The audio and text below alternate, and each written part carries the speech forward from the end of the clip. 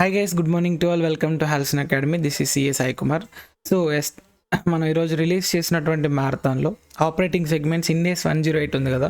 So 75% limit సంబంధించి చిన్న clarification అనమాట బేసిక్గా. So I want to discuss one small example. So అందులో ప్రాపర్గా డిస్కస్ చేయలేకపోయాం. ఓకే, సో క్యాలిక్యులేషన్ కూడా మిస్టేక్ ఉంది. So please ignore that mistake guys.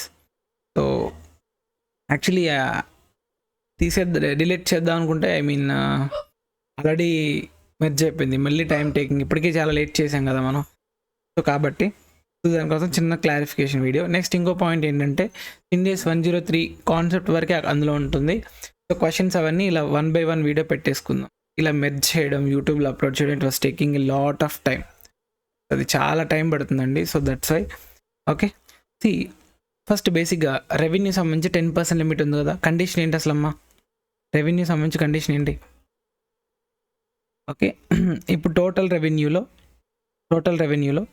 Segment యొక్క రెవెన్యూ అనేది 10% ఆర్ మోర్ కనుక ఉంటే ఆ సెగ్మెంట్ యొక్క ఇన్ఫర్మేషన్ మనం ఏం చేయాలమ్మా?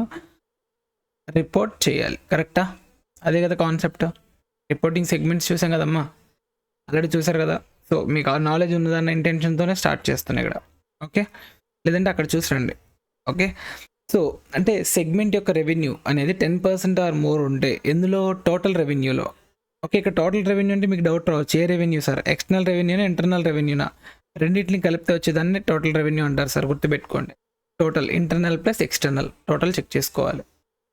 ఓకే, సో టోటల్ రెవెన్యూలో సెగ్మెంట్ యొక్క రెవెన్యూ అనేది, రెవెన్యూ అంటే ఏ రెవెన్యూ? అక్కడ ఇంటర్నల్ ఎక్స్టర్నల్ రెండు తీసుకోవాలి, మీరు రెండు తీసుకోవాలి. ఓకే, సో సెగ్మెంట్ యొక్క రెవెన్యూ 10% ఆర్ మోర్ అంటే ఖచ్చితంగా ఆ ఇన్ఫర్మేషన్ రిపోర్ట్ చేయాలి. That's it. Okay, clear. Next ఇంకొక పాయింట్, ఇక్కడ స్పెషల్ పాయింట్ నేను చెప్పుకున్న నోట్స్లో కొన్ని స్టార్టప్స్ ఉంటాయి. స్టార్టప్ ఇప్పుడే స్టార్ట్ చేసి ఉంటాం, ఇంకా ఎర్నింగ్స్ అనేవి ఏమి రావు ప్రజెంట్, యాజ్ ఆఫ్ నో రావు, బట్ ఫ్యూచర్లో వస్తాయి. సో అటువంటివి ఏమన్నా ఉన్నా కూడా సో దానికి సంబంధించి కూడా రిపోర్ట్ చేయాలి. ఆ సెగ్మెంట్ కూడా మీరు రిపోర్ట్ చేయాల్సి ఉంటుంది. అది మనం నోట్స్లో చెప్పుకున్నాం స్టార్టింగ్లో.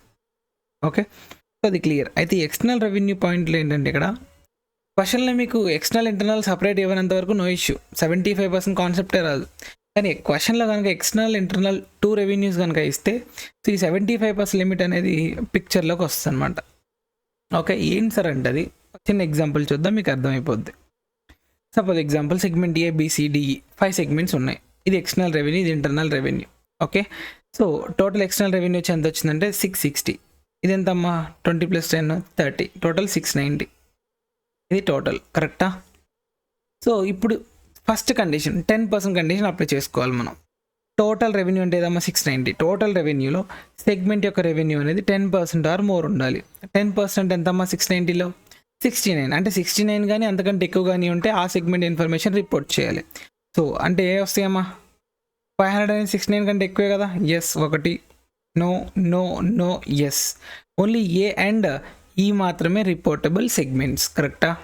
అంటే 10% లిమిట్ని బేస్ చేసుకుంటే 10% లిమిట్ని కనుక బేస్ చేసుకుంటే ఫస్ట్ మనం రిపోర్ట్ చేయాల్సినటువంటి ఏంటమ్మా? రిపోర్ట్ చేయాల్సిన సెగ్మెంట్స్ ఏంటమ్మా? ఏ అండ్ ఈ మాత్రమే. That is the first point. అది రాసేయాలి ఫస్ట్ మీరు. Okay, as per 10% limit. Okay, A and E are the reportable segments. But so after that మీరు ఏం చేయాలంటే ఏ సెగ్మెంట్స్ని అయితే మీరు రిపోర్ట్ చేశారో ఆ సెగ్మెంట్స్ యొక్క ఎక్స్టర్నల్ రెవెన్యూ టోటల్ చేయండి అమ్మా. ఎక్స్టర్నల్ రెవెన్యూ ఎంతమ్మా? 500, 100, టోటల్ ఎంత? 600. టోటల్ ఎక్స్టర్నల్ రెవెన్యూ ఎంత? 660. ఇది మీరు చెక్ చేసుకోవాల్సింది. ఓకే, అంటే రిపోర్ట్ చేసినటువంటి సెగ్మెంట్స్ యొక్క external revenue divided by total revenue into 100 ఎంతమ్మా? 600/660 ఇంటూ 100 ఎంతమ్మా? ఆల్మోస్ట్ 87%. కరెక్టా? 87%. ఎస్, ఈ పర్సంటేజ్ మీరు క్యాలిక్యులేట్ చేయాలి. ఈ పర్సంటేజ్ క్యాలిక్యులేట్ చేసినప్పుడు ఆ పర్సంటేజ్ అనేది 75% ఆర్ మోర్ ఉంటే నో ఇష్యూ. 75% ఆర్ మోర్ అంటే నో ఇష్యూ. ఒకవేళ లెస్ దాన్ 75% ఉంటే కనుక, ఓకే, ఈ క్వశ్చన్లో 87 వచ్చింది కాబట్టి నో ఇష్యూ. ఒక లెస్ దాన్ 75% కనుక వస్తే అప్పుడు మీరు ఏం చేయాలి సార్ అంటే అడిషనల్ సెగ్మెంట్స్ని రిపోర్ట్ చేయాల్సి ఉంటుంది. ఏం చేయాలండి? అడిషనల్ సెగ్మెంట్స్ని రిపోర్ట్ చేయాలి ఇర్రెస్పెక్టివ్ ఆఫ్ ది 10% లిమిట్. అంటే ఈ 10% లిమిట్లో మీకు కవర్ అవ్వని సెగ్మెంట్స్ ఏమేమి ఉన్నాయి మన దగ్గర? BCD. ఇవి 10% లిమిట్లో కవర్ అవ్వలేదు. బట్ స్టిల్ ఒకవేళ 75% లిమిట్ కనుక మీట్ అవ్వకపోతే డెఫినెట్లీ మీరు అడిషనల్ సెగ్మెంట్స్ని రిపోర్ట్ చేయాలి. ఓకే, అడిషనల్ సెగ్మెంట్స్ని రిపోర్ట్ చేయాలి. ఏం రిపోర్ట్ చేయాలి? ఇక్కడ బీసీడీ ఉన్నాయి, ఏమైనా రిపోర్ట్ చేయాలి. ప్రజెంట్ యాజ్ ఆఫ్ నో 87% వచ్చింది కూడా అసలు అవసరం లేదు. సపోజ్ ఎగ్జాంపుల్ ఒక 70% వచ్చింది అనుకుందాం ఎగ్జాంపుల్కి. So calculation time waste.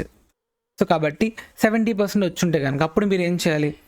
ఏదో ఒక సెగ్మెంట్, బేసిక్గా నేనైతే ఎక్కువ అమౌంట్ ఉంది కదా, 30. సో ఇది తీసుకుంటా, ఇది తీసుకొని మళ్ళీ పర్సెంటేజ్ క్యాలిక్యులేట్ చేస్తా. అంటే అలా ఈ 500 + 100 అంత 600 + 30, 630 డివైడెడ్ బై 660. అప్పుడు పర్సెంటేజ్ క్యాలిక్యులేట్ చేస్తే ఆ పర్సెంటేజ్ కనుక 75% దాటితే అప్పుడు ఓకే, అంటే ఏబిఈ అనేవి రిపోర్టబుల్ సెగ్మెంట్స్ అవుతాయి. లేదు, బీకి కూడా సరిపోలేదు, బి యాడ్ చేసిన తర్వాత కూడా 75 రాలేదు, 74 వచ్చింది ఎగ్జాంపుల్. అప్పుడు ఇంకొక సెగ్మెంట్ తీసుకుంటాను నేను. అలా 75% లిమిట్ మీట్ అయ్యే వరకు మీరు ఏం చేయాలి? అడిషనల్ సెగ్మెంట్స్ని రిపోర్ట్ చేయాల్సి ఉంటుంది. ఇది క్లారిఫికేషన్. ఓకే, సరే, థ్యాంక్ యూ సో మచ్.